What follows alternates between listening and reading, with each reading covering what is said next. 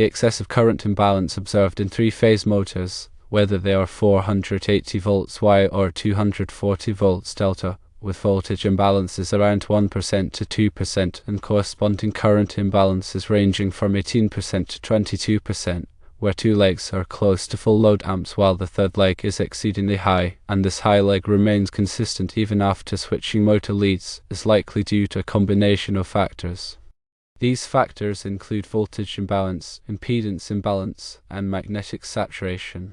Firstly, voltage imbalances can cause an uneven distribution of current among the motor phases. Secondly, differences in the impedance of the motor windings or the power supply wiring can contribute to the current imbalance.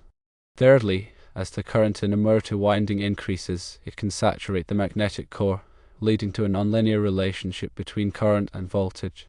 The exact mathematical relationship between voltage and current imbalance depends on the specific motor and power supply characteristics.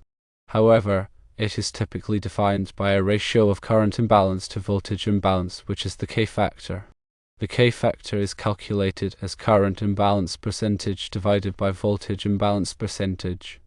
To mitigate the effects of excessive current imbalance, one can consider several strategies. 1. Use voltage regulators. Installing voltage regulators can help stabilize the voltage supply and reduce voltage imbalances. 2. Check wiring connections. Ensuring that all wiring connections are tight and free of any loose connections or corrosion, as these can affect impedance balance. 3. Balance the load. If possible, distribute the load evenly among the three phases to minimize voltage and current imbalances. 4. Use motor current compensators. Motor current compensators can help regulate the current flow to the motor and reduce imbalances.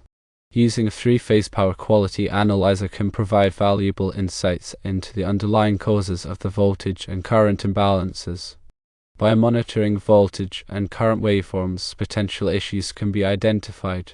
These issues include harmonics, power factor, sags and swells, and transient events.